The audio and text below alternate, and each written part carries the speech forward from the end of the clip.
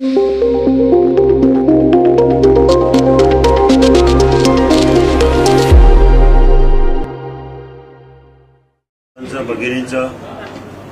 सहर्ष स्वागत करतो। आपल्याला दिलेल्या वेळेपेक्षा थोडा उशीर झाला, कारण माझी उमेदवारी जाहीर झाली। ज्या दिवशी राष्ट्रवादी काँग्रेस पक्षामध्ये प्रवेश झाला त्यानंतर दौरे वाढत गेले, गावभेटी वाढत गेल्या। आज योगायोगानं हडपसर विभागामध्ये राष्ट्रवादी काँग्रेस पक्षाबरोबर एक बैठक झाली। आमचे सगळे कार्यकर्ते त्या ठिकाणी उपस्थित होते। आमदार चेतन तुपे त्या ठिकाणी उपस्थित होते। ती बैठक जवळजवळ तास 2 तास चालली राजलक्ष्मी भोसले त्यांच्या निवासस्थानी। त्यानंतर नगरसेवक मारुती आबा तुपे यांच्या कार्यालयाला भेट दिली। तिथं नंतर इफ्तार पार्टीला एका मशिदीमध्ये कार्यक्रम झाला। नंतर माझे सहकारी प्रमोद नाना तुपे यांनी सॉरी आता नाना तुपेच यायला लागले, विसरू नका लगे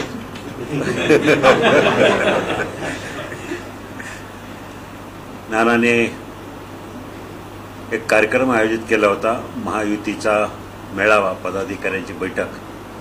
त्या बैठकीला खूप मोठ्या प्रमाणात उपस्थिती होती। तिथे कार्यक्रम झाला, माझा सत्कार झाला। आदरणीय शिवसेनेचे मुख्य प्रतोद भरतशेठ गोगावले यांचं मार्गदर्शन झालं आणि आता आपल्याला या ठिकाणी अजून 1-2 बैठका नंतर होणार आहेत। पण एकंदरीत मतदारसंघाचं वातावरण जर पाहिलं तर अगदी नाणे घाटापासून कात्रच्या घाटापर्यंत, भीमाशंकरापासून दौंड आणि दौंडच्या बॉर्डरपर्यंत सगळ्या मतदारसंघामध्ये एक आगळा वेगळा उत्साह या निवडणुकीच्या माध्यमातून दिसतोय। बहुसंख्य जनता गावी गावी गेल्यानंतर लोकांचा जो प्रतिसाद आहे तो मी ह्या पूर्वीच्या 4 निवडणुकीमध्ये अनुभवला नव्हता, त्यापेक्षा जास्त आहे। बऱ्याचशा लोकांनी गावामध्ये गेल्यावर, आजच नाही तर गेल्या 1.5 वर्षापासून जसे माझ्या गावभेट दौरे आहेत, त्या गावभेट दौऱ्यामध्ये लोक सत्कार करतात, सत्कारानंतर प्रस्तावना करतात। प्रत्येक गावामध्ये, एकूण एक गावामध्ये लोकांचं प्रस्तावनेमध्ये सुरुवातीचं वाक्य असतं, दादा आम्ही चुकलो, आमच्याकडनं चूक झाली, मतदारसंघामध्ये आमच्याकडनं चूक झाली, यापुढे असे होणार नाही, आपण पुन्हा एकदा खासदार व्हावा अशी लोकांची अपेक्षा होती। मतदारसंघ मोठा आहे, जवळजवळ 5000 स्क्वेअर किलोमीटरच्याही पेक्षा जास्त मतदारसंघाचं क्षेत्रफळ आहे। तुम्ही पुणे लोकसभेचं पाहिलं तर 400 पेक्षाही लहान, 400 स्क्वेअर किलोमीटरपेक्षा लहान मतदारसंघ। त्या तुलनेमध्ये शिरूर लोकसभा 5200 5400 स्क्वेअर किलोमीटर आहे। 600 गावं, 4,500 वाड्या वस्त्या, 2 महानगरपालिका, 6 नगर परिषदा, इतका मोठा व्याप असून सुद्धा मी मतदारसंघातल्या एकही गाव, एकही वस्ती, एकही वाडी सोडली नाही की जिथं मी विजिट केली नाही। आणि गेल्या 1.5 वर्षामध्ये मला खऱ्या अर्थानं लोकांमध्ये जाण्याची संधी मिळाली।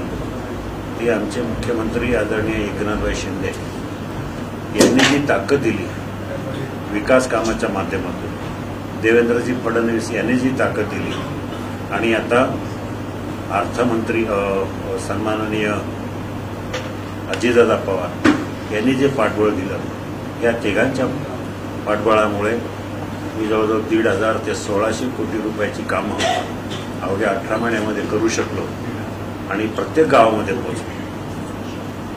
जवळजवळ 400 गावांमध्ये मी निधी देऊ शकलो। DPDC असेल, दलित वस्ती सुधारणा योजना असेल, आदिवासी विभागाचा निधी असेल, 25-15चा निधी असेल, बजेटचा निधी असेल, या सगळ्या निधीच्या माध्यमातून लोकांपर्यंत पोहोचण्याचं काम झालं।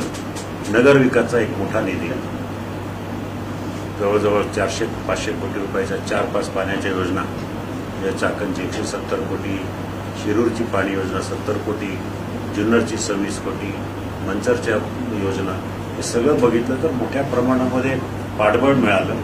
आदरणीय मुख्यमंत्र्यांनी मला वारंवार सांगत राहिले की तुम्ही मतदारसंघामध्ये लोकांमध्ये राहा, तुम्हाला तुमच्या कार्याची पोचपावती मिळेल, असं अनेक वेळा त्यांनी सांगितलं. नंतर अजितदादा पवारांचा गट महायुतीमध्ये सामील झाल्यानंतर जागांच्या वाटपाच्या ज्यावेळी प्राथमिक चर्चा व्हायला लागल्या, त्या चर्चा होत असताना आदरणीय मुख्यमंत्र्यांनी स्पष्ट सांगितलं की ही जागा आपण कुठल्याही परिस्थितीत आपल्याकडे ठेवू, कारण मी 5 वर्ष काम करतोय. त्यामुळं त्यांनी प्रयत्न केला, पण नंतरच्या काळामध्ये अनेक बैठका झाल्या, अनेक वाटाघाटी झाल्या. शिरूर लोकसभा मतदारसंघाची जी इक्वेशन आहे त्यामध्ये त्यांचे 5 आमदार, शिवसेनेचा एकही आमदार नसल्यामुळं तर त्यांना तो एक मुद्दा मिळाला आणि त्या मुद्द्यावर ही जागा तिन्ही पक्षांना, देवेंद्रजी असतील, अजितदादा असतील आणि मुख्यमंत्री यांनी ठरवून ही जागा राष्ट्रवादीच्या वाट्याला गेली. पण ती जात असताना तिघांनी ठरवलं की सहमतीचा उमेदवार म्हणून ह्या मतदारसंघामध्ये शिवाजी आढळराव यांना उमेदवारी द्यावी, राष्ट्रवादीकडनं उमेदवारी द्यावी, घड्याळाच्या चिन्हावर लढावं, अशा प्रकारचा सहमतीचा उमेदवार म्हणून मला त्यांनी त्या ठिकाणी फायनल केलं. आता काही लोक टीका करतात की मी पक्ष बदलला, चिन्ह बदललं, अमुक बदललं, पण माझा 26 मार्च रोजी राष्ट्रवादी काँग्रेस पक्षामध्ये प्रवेश झाला. पण त्यावेळची घटना मी तुम्हाला सांगतो, एक आगळा वेगळा प्रवेश होता. तो ह्या अर्थानं की मी महायुतीतलाच उमेदवार आहे. महायुतीतल्या एका घटकातून दुसऱ्या घटकात जात असताना माझ्या मूळ पक्षाचा मुख्य नेते यांनी स्वतःहून मला परवानगी देऊन सांगितलं की आपण 5 वर्ष लोकांमध्ये फिरत राहिलात, लोकांची कामं करत राहिलात, तुम्हाला प्रवाहामध्ये राहण्यासाठी माझी इच्छा आहे की तुम्ही राष्ट्रवादी काँग्रेस पक्षाकडून लढावं. ही जागा आपल्याकडे आली असती तर प्रश्नच नसता, पण ही जागा आपल्याकडे नसल्यामुळं तुम्ही तिकडे जाऊन लढावं ही माझी इच्छा आहे. शिवसैनिकांनी म्हणजे त्या दिवशी माझ्या निवासस्थानापासून प्रवेशाचं ठिकाण जवळ 5 किलोमीटर होतं. मतदारसंघातल्या सगळ्या शिवसैनिकांनी माझ्या घरी गर्दी केली आणि रॅलीने मला मंचरमध्ये प्रवेश होता. शिवसैनिकांनी रॅलीने गाड्या लाईनीत लावून मला त्या ठिकाणी प्रवेशद्वाराच्या ठिकाणी सोडलं. ही घटना इतकी भावनिक घटना कधीच होऊ शकत नाही, अशा प्रकारचा माझा प्रवेश होता. एक भावनिक वातावरण होतं. काही शिवसैनिकांच्या डोळ्यामध्ये अश्रू येण्यासारखी परिस्थिती निर्माण झाली होती. इतकं आमचं घट्ट नातं 20 वर्षामध्ये मी शिवसेनेच्या धनुष्यबाणाशी एकनिष्ठ राहिलो आणि ह्या कारणास्तव शिवसेनेमध्ये राष्ट्रवादीमध्ये प्रवेश करावा लागला. राष्ट्रवादी काँग्रेस पक्ष माझ्यासाठी नवीन नाही. माझ्या जिल्ह्यामध्ये, माझ्या मतदारसंघामध्ये त्यांचं वावर चांगलं आहे. वळसे पाटील आम्ही दोघं अनेक वर्ष एकत्र राहिलो, त्यामुळं तसं काही नवीन आहे असं काही नाही, पण एक चांगलं वातावरण या निमित्तानं बघायला मिळतं. पूर्वी शिरूर लोकसभा म्हणजे शिवसेना आणि राष्ट्रवादी एकमेकाच्या विरोधात आणि अशा परिस्थितीत दोन्ही एकत्र आले. तिसरं भाजप.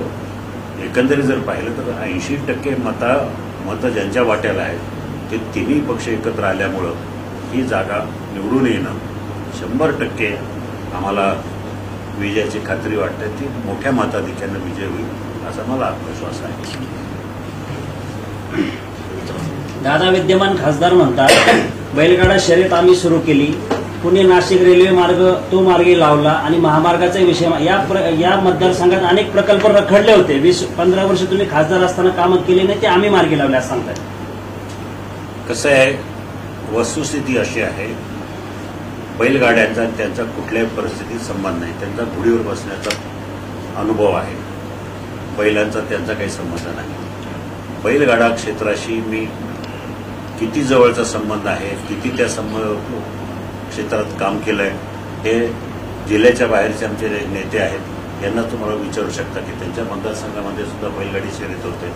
महाराष्ट्राच्या कुठल्याही कानाकोपऱ्यामध्ये गेलं तर आपल्याला आढळून येईल की बैलगाडा क्षेत्रासाठी बंदी उठवण्यासाठी मीच काम केलेलं आहे. 2005ला पहिल्यांदा बंदी आली, त्यावेळेला मी औरंगाबाद खंडपीठाकडे जाऊन तिथं केस जिंकलो. त्याच्यानंतर 2005 ते 2012 7 वर्ष बैलगाडा शर्यती सुरळीत चालू होत्या. 12ला पुन्हा बैलगाडा शर्यती बंद पडल्या मी सुप्रीम कोर्टामध्ये जाऊन लढलो. सुप्रीम कोर्टामध्ये Shivaji Adhalrao Patil versus state government of Maharashtra अशी केसचा निकाल आज आपल्याला दिसेल. हा सुप्रीम कोर्टाचा आहे. त्यासाठी मी खर्च केले पैसे. मध्यंतरी 2014ला बंद झाल्यानंतर अनेक आंदोलनं झाली. माझ्या अंगावर जवळजवळ 3 ते 4 बैलगाडा केसेसच्या आंदोलनाच्या केसेस आहेत. त्यामध्ये एक केस तर त्यांनी 307 कलम लावला आहे. म्हणजे इतक्या मोठ्या प्रमाणामध्ये केसेस आहेत, आंदोलनं आहेत, कोर्ट कचऱ्या आहेत. या सगळ्या घटना जर पाहिल्या आणि कसं आहे, बैलगाडा घाट आमच्याकडं घाट बांधावा लागतो, घाट रस्ता एक साधारण 8-10 लाख रुपये खर्च येतो. मी एकमेव खासदार आहे महाराष्ट्रामध्ये. कुठल्याच खासदारानं किंवा कुठल्याच आमदारानं बैलगाडा घाट बांधला नाही. आता यांनी श्रेय घेणाऱ्यांनी कुठंच बांधला नाही, काहीच नाही केलं. मी 42 गावांमध्ये बैलगाडा घाट बांधले. याच्यावरून आपल्याला माहिती आहे. आणि आता जी बैलगाडा केस जी बंदी उठली ती काय माझ्यामुळं नाही आणि कुलेमुळे नाही. ती राज्य सरकारनं चांगले वकील दिले, सुप्रीम कोर्टामध्ये केस मांडली. सुप्रीम कोर्टाच्या हिअरिंगमध्ये आपल्याला डिबेटमध्ये कागदपत्र उपलब्ध आहे. कर्नाटकमध्ये बैलगाडा केसेस चालू झाल्या, शर्यती चालू झाल्या, त्या माझ्या जुन्या केसचा आधार देऊन, माझ्या नावाचा आधार देऊन त्या केसेस चालू झाल्या. यांचं दाखवावं. त्यांनी लोकसभेमध्ये भाषण केलं, एकदा नाही 2दा केलं. मी 4 वेळा लोकसभेमध्ये भाषण केलं. मी बैलगाडा शर्यती चालू व्हाव्या म्हणून कायदा बदली व्हावा, म्हणजे लोकसभेमध्ये किंवा विधानसभेमध्ये एखादा गहन विषय असेल, त्या विषयाला वाचा फुटत नाही, सरकार लक्ष देत नाही, अशा वेळेला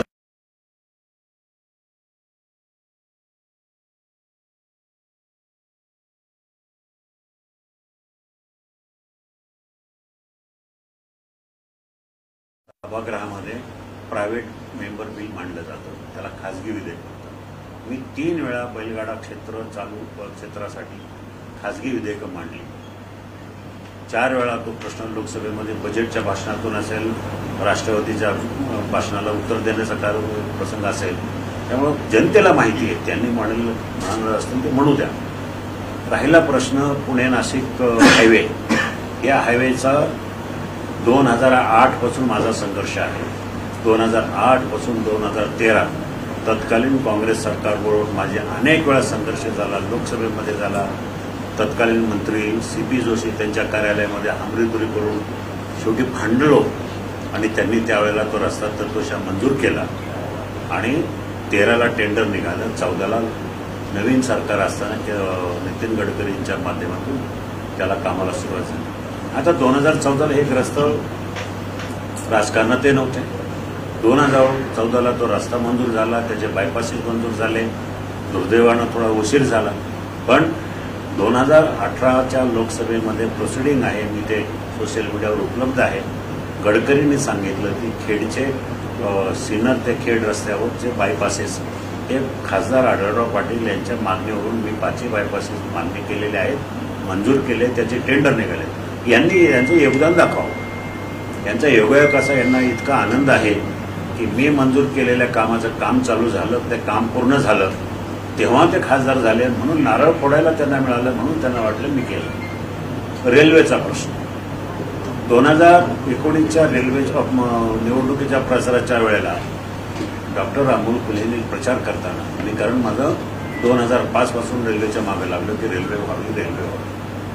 2019च्या प्रचारामध्ये तरी कार्टून काढून जुग जुग जुग जुग रेल्वे गाडी इधर से आई उधर गई असं काहीतरी असं कार्टून केलं की म्हणजे शक्यताच नाही आहे, पॉसिबल होणारच नाही, ही रेल्वे होतच नाही. लोकांना खोटी स्वप्न दाखवली, लोक हे झाले ते झाले करत माझी खिल्ली उडवली आणि 2च महिन्यात खासदार झाल्यानंतर हा माझा ड्रीम प्रोजेक्ट आहे. म्हणजे कशा प्रकारे लोकांना फसवण्याचं काम त्यांनी केलं. त्यामुळे त्यांचा तसा रेल्वेशी काही संबंध नाही. माझा पराभव झाला तेव्हा रेल्वे प्रोजेक्ट ज्या ठिकाणी होता ती रेल्वे तिथंच आहे. आता त्याला कुठेतरी चालना मिळेल आणि हा प्रकल्प चालू होईल. असं कुठलाही काम त्यांनी केलेलं मला आठवत नाही, मला दिसत नाही.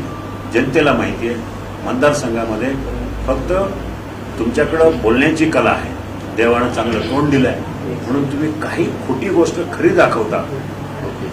एखादा खासदारकी किंवा खासदारकीची विकास कामं ही सेटवर ऍक्टिंग करण्यासारखं तुम्हाला सोपं वाटतं आणि लोकांना पटवणं सोपं वाटतं म्हणून तुम्ही केलं, असं होत नाही. त्यांनी जे काही क्लेम करतात ते पूर्णपणे झूट आहे. मी सगळे कागदपत्र माझ्याकडे त्या संबंधित उपलब्ध आहे. 2019 मध्ये आपला पराभव झाला होता आणि आता आपण 2024 ला त्याचा बदला घेणार आहे असं कोल्हेंच्या विषयी बोललेलं आहे. कसं आहे, कोल्हे हा मीडियातला माणूस आहे, हा नाटकातला माणूस आहे. अजितदादांच्या बंगल्यावर मी तिथं अशीच मोठ्या प्रमाणात सगळे बांधव त्या ठिकाणी उपस्थित होते आणि एक युट्यूबवर कुठेतरी बाजूला उभा होता. मी लोकांशी मुलाखती देत होतो. मी असेल, तटकरे असेल, आम्ही तिथं मधूनच एक माणूस कॅमेऱ्याचा वर करून बूम करून काय 2019चा बदला घेणार का, 2019चा बदला, 2 वेळा काही उत्तर दिलं नाही. तिसऱ्यांदा ते परत आला, 2019चा बदला घेणार का, म्हटलं हो. आता याच्यामध्ये बदला घेणार, त्यांनी त्याला पाहिजे तसं पोषक रेकॉर्डिंग करून घेतलं आणि मग ते सोशल मीडियावर केलं की मी शेतकऱ्यांसाठी काम करणार आणि हे बदला घेण्यासाठी निवडणूक लढवणार आहे. अशा प्रकारचं हा सुद्धा एक अभिनय होता. कांदा निर्यात बंदीवर तुम्ही एकदाही दिल्लीला गेला नाही, सत्ता तुमची होती असे आक्षेप घेतला जातो. हे बघा, कांदा निर्यात बंदीवर किंवा कांद्याला भाव मिळावा म्हणून माझी लोकसभेमध्ये 2014 ते 19 मध्ये 3 भाषणं आहेत. ह्या ग्रस्तांनी कुठेतरी ओझरता उल्लेख केलेला आहे. त्यांची 27 भाषणं आहेत, 29 भाषणं आहेत लोकसभेमध्ये 5 वर्षात. त्यापैकी ॲग्रिकल्चर विषयावर फक्त 2च भाषणं आहेत, ती सुद्धा वेगळ्या वेगळ्या, कांद्याचं काही नाही. 29 पैकी 2च भाषणं ॲग्रिकल्चर विषयावर आहेत. पण त्यांनी काय केलं, शेतकऱ्याचा एवढा कळवळ आला असेल, कांदा त्यांना आता का आठवला. 5 वर्षामध्ये शेतकऱ्यांना जसं काय कांद्याला चांगला भाव मिळत होता, आता 2-3 महिन्यापासूनच कुठेतरी शेतकऱ्यांना अडचण निर्माण झाली, असं चित्र भासवलं जात आहे. काही नाही, त्यांना वेळच नव्हता हो. कांद्याच्या प्रश्न आता लोकांना निवडणुकीला सामोरं जायचं, मग लोकांना पुढे काय देणार, मग कांद्याला भाव नाही, मग काहीतरी गणित निर्माण केलं की एकराला एवढा भाव, एकराला एवढा खर्च आणि तेवढा विक्रीतून तेवढा खर्च.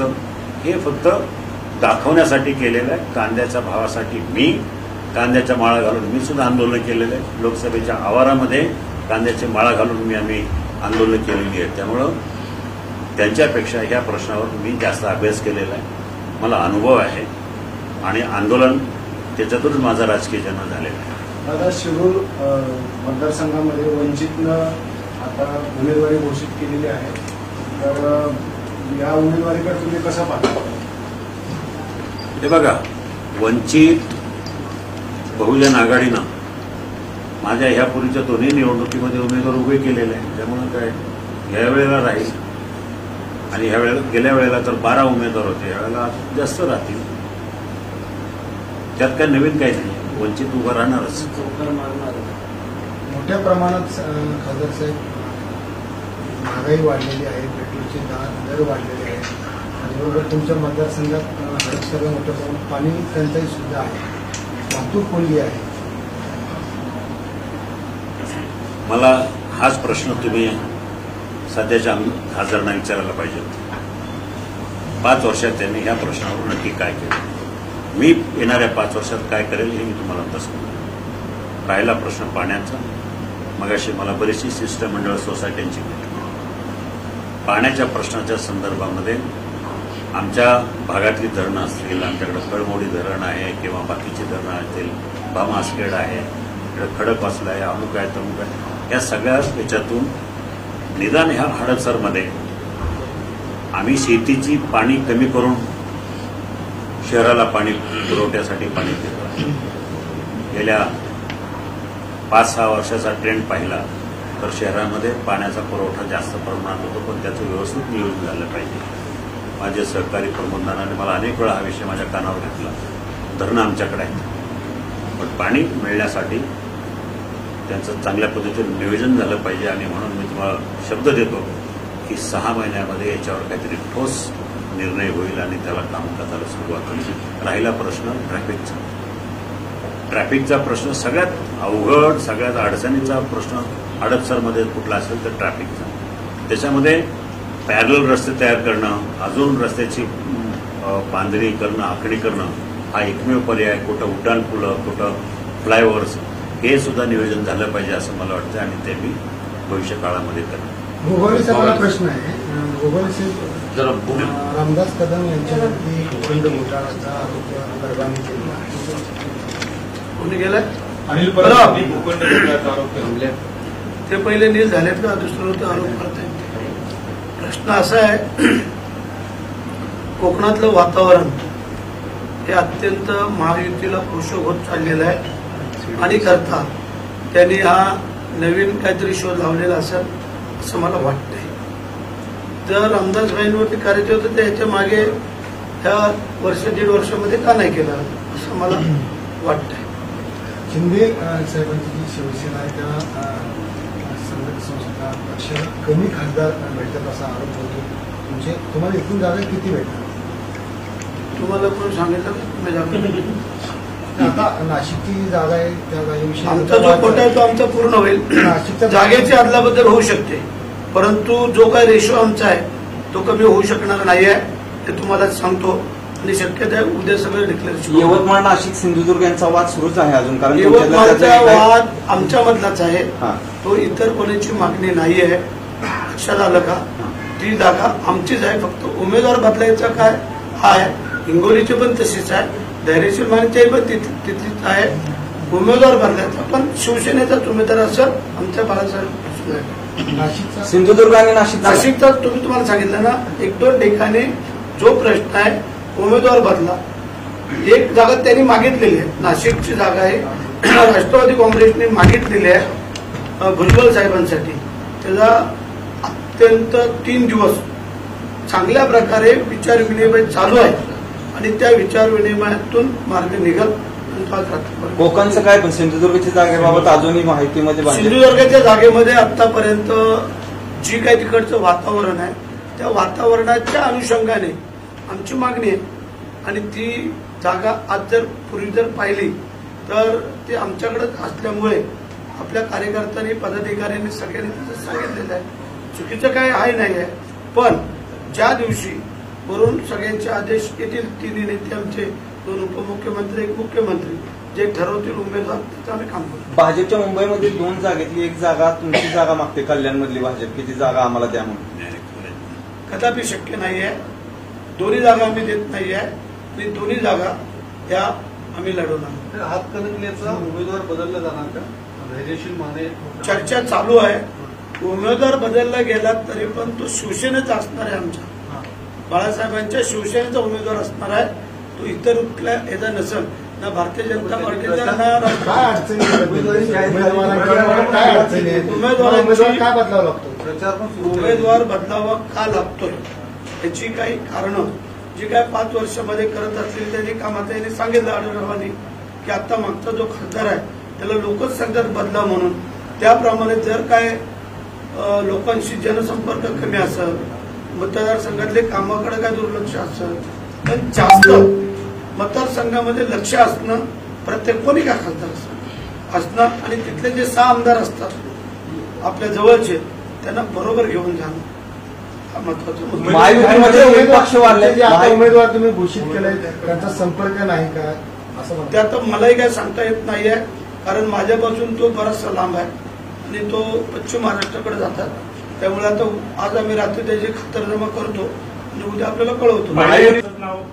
प्रचार पण सुरू केला, पहिल्या आधी नावाला प्रचारही सुरू झाला, परंतु तिथले काही रिपोर्ट्स घेऊन काही लोक जर गेले असले तर तो अधिकार मुख्यमंत्री, दोन्ही उपमुख्यमंत्र्यांना आहे चेंजेस करायचा.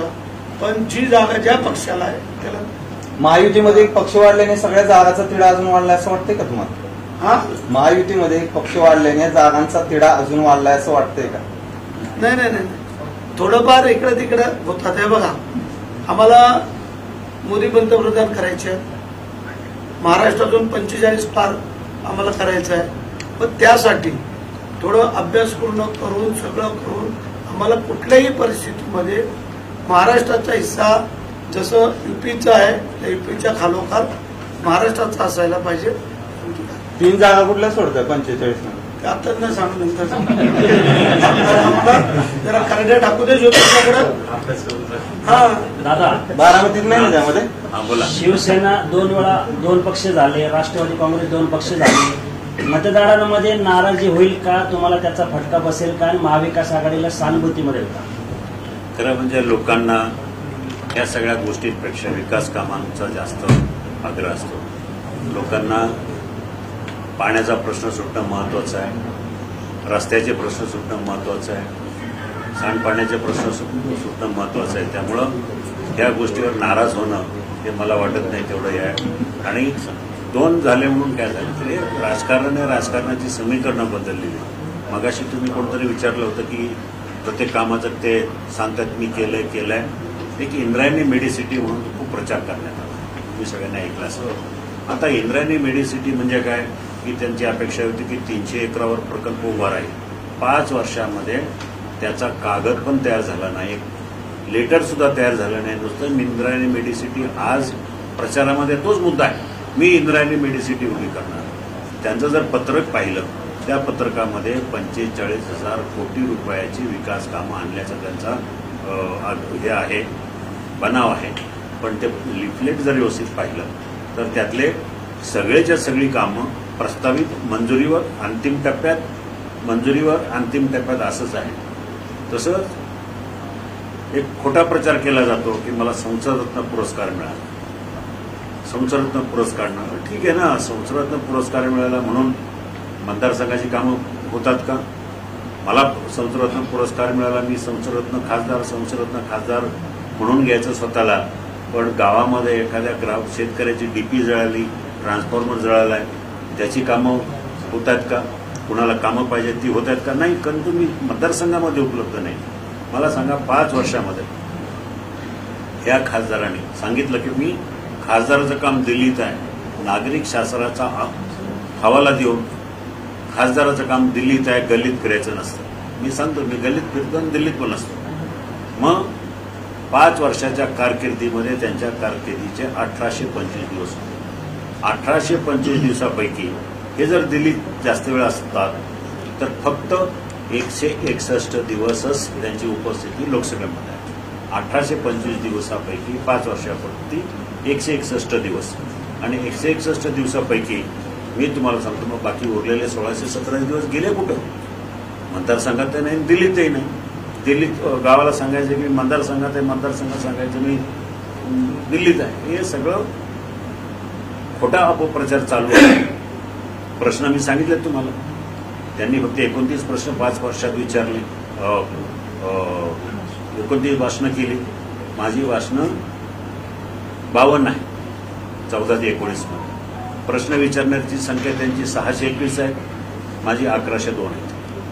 म्हणजे मी ऊर बुडवून सांगत नाही की माझी एवढं कामगिरी आहे. लोकांना माहिती आहे कामं महत्वाची आहेत. मी काय भाषणं केली, किती भाषणं केली, ह्यापेक्षा मी लोकांची किती कामं केली याला मी प्राधान्य देतो. दादा, तुम्ही म्हटले की मी भावनिक झालो होतो. रेड झोनवर त्याचं म्हणतात की बऱ्याच आधीच्या तुमच्याकडे त्याचा इशारा आहे की रेड झोनचा विषय घेऊन बऱ्याच लोकांनी इलेक्शन जिंकले अगोदर, पण तो इश्यू कधी सॉल्व्ह झाला नाही. कसं आहे, रेड झोनची इलेक्शन प्रचारही सुरू झाला, त्यांचं नाव आलेलं आणि आहे. प्रचार पण सुरू सुरू केला. पहिल्या दिवस नावाला प्रचारही सुरू झाला, परंतु तिथले काही रिपोर्ट्स घेऊन काही लोक जर गेले असले तर तो अधिकार मुख्यमंत्री, दोन्ही उपमुख्यमंत्र्यांना आहे चेंजेस करायचा. पण जी जागा ज्या पक्षाला आहे त्याला.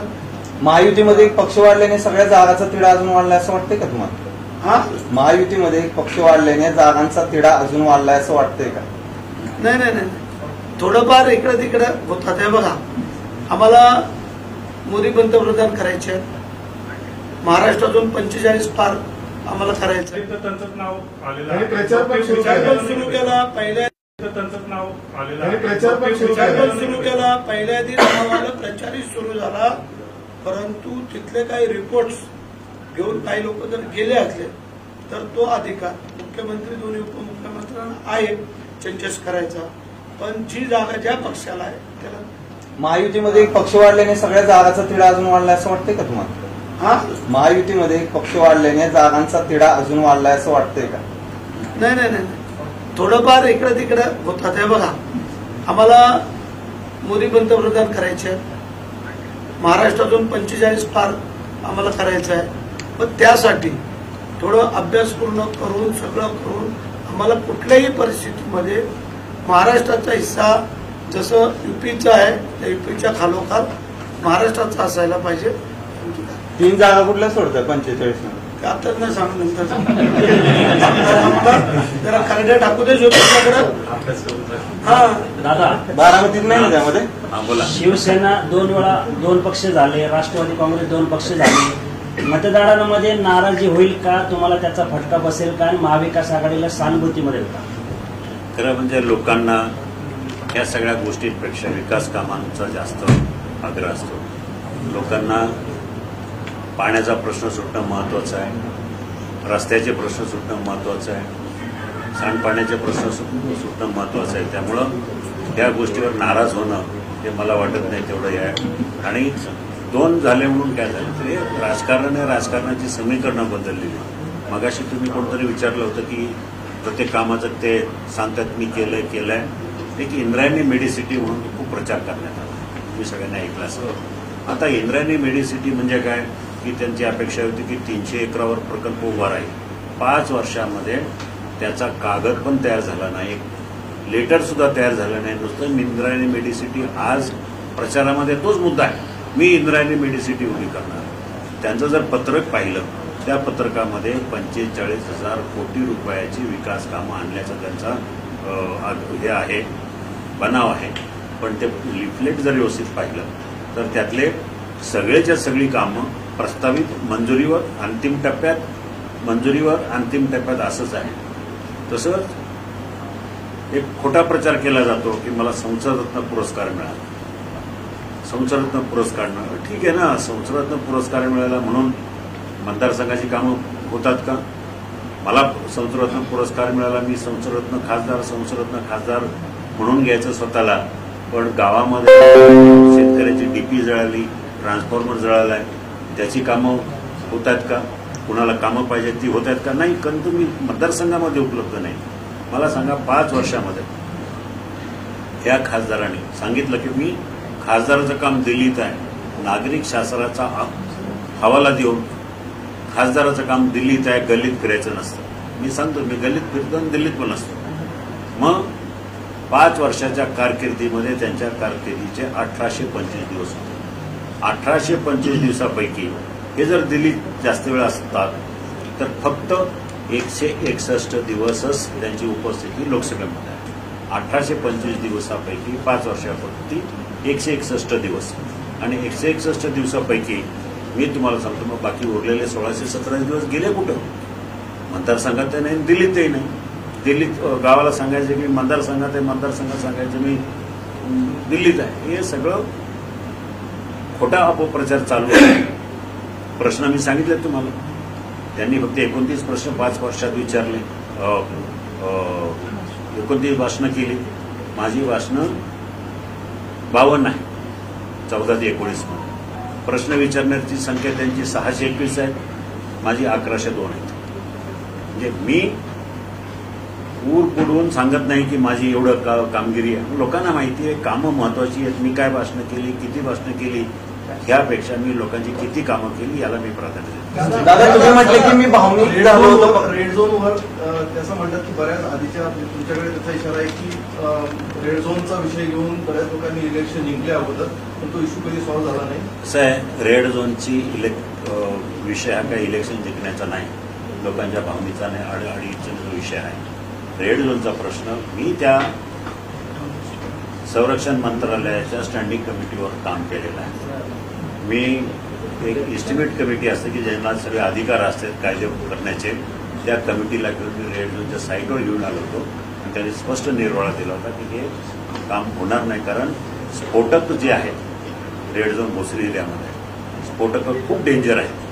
ती RDX आणि त्याचे क्लास वगैरे जे असतात ती इतक्या डेंजर याच्यामध्ये आहे. तर त्यांना एकच प्रस्ताव मी दिला होता की हा जो साठा ठेवता तुम्ही मॅगझिन डेपो जो आहे तो इथून हलवा, बाकी दुसऱ्या राज्यात नाही, राजस्थानमध्ये नाही. तो त्याच्यावर प्रस्तावाचं काम चालू होतं. मग यांनी 5 वर्षात काय केलं, एकदा तरी संरक्षण मंत्रालय भेटले का? काय नाही भेटले. मी तरी अनेक बैठका घेतल्या, मंत्र्यांना, डिफेन्स मिनिस्टरला इथे घेऊन आलो, पंतप्रधानांना भेटलो, त्यांनी तर काहीच केलेलं नाही. दादा, आता सगळे जे अजितदादांच्या गटातले आमदार आहेत ते सगळं तुमचं काम करतील का? आणि दुसरा विषय असा आहे की तुमच्याकडे आता जे अमोल कोल्हे ते जे आरोप करतात की तुम्ही परदेशी दौऱ्यावरती असतात, देशातून असतात, तर त्याच्यात बाबत तुमची भूमिका काय असते? मी गेल्या 5 वर्षामध्ये परदेश दौऱ्यावर फक्त माझ्या कुटुंबावर एकदाच गेलेलो आहे. गेल्या 5 वर्षात उगाच काहीतरी खोटं सांगायचे आणि लोकांची दिशाभूल करायचं काही नाही. मी माझा सगळा प्रपंच, कुटुंब, मुलं सगळं मुंबईला सोडून मी माझ्या मतदारसंघामध्ये उपस्थित आहे. 5 वर्षामध्ये काही 20 वर्षामध्ये 813 जनता दरबार घेतलेत मी. प्रत्येक रविवारी 5 वर्षामध्ये तुमचे साधारण 1100 रविवार असतात, त्यातले 813 जनता दरबार मी घेतलेत. मी सुट्टीला जाऊ शकलो असतो, अमेरिकेला कुठेही जाऊ शकलो असतो, पण नाही. माझ्या दृष्टीने माझं कुटुंब, माझी जनता असल्यामुळं मी तिथं थांबलेलो आहे. मी यांच्यासारखा कुठं कोरोना काळामध्ये इथं संपूर्ण मतदारसंघ फिरत होतो. हे आपल्या घरी तिथं फक्त फॅबी फ्लू करत राहिले आणि बाकी काही काम केलेलं नाही. सगळे आमदार त्यांचे आमदारांच्या बाबतीत सगळे आमदार, सगळे कार्यकर्ते, महायुतीतले सगळे घटक पक्ष माझं काम करणार आणि मनापासून करणार याची मी खात्री देतो. कोणी नाराज नाही. तुम्ही म्हणले होते पक्ष बदलताना मी भावनिक झालो होतो, तुमची इच्छा नव्हती का राष्ट्रवादी जायची? मी असं कुठं म्हणालो? नाही, हे बघा, शेवटी होणारच ना. त्याच्यामध्ये मी पक्ष बदलण्याची इच्छा नव्हती असं काही नव्हतं. सातत्याने तुम्हाला एक मिनिट सातत्याने तुम्ही राष्ट्रवादीला पाठिंबा दिलेला आहे, पण राष्ट्रवादीचा शिवसेनेला पाठिंबा घेतलेला आहे. नाशिकमध्ये स्वतः छगन भुजबळ लढण्यासाठी इच्छुक आहे, त्यांचं नाव पुढे येत आहे. मात्र हेमंत गोडसे यांना कुठेतरी आवाज वाटते, वाटत नाही का शिवसेनेवर वैभव? मला कळलंच नाही प्रश्न. गोगोले साहेबांनी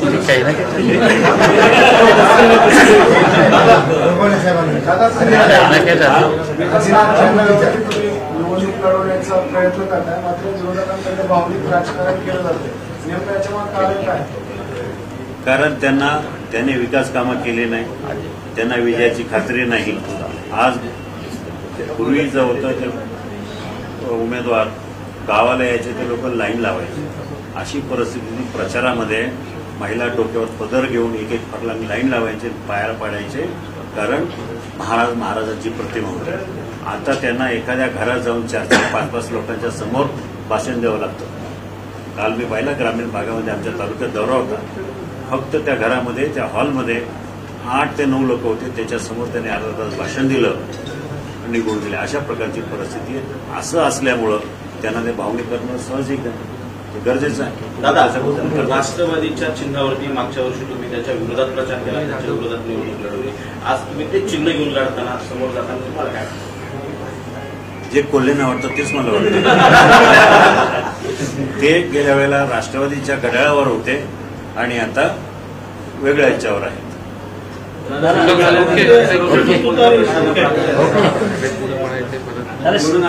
कोणत्या प्रश्नाला प्रथम प्राधान्य देणार? माझ्या दृष्टीनं ह्या भागातला पाण्याचा प्रश्न, पुणे नाशिक रेल्वेचा प्रश्न, वाहतुकीचा प्रश्न आणि उरलेले हायवेचे.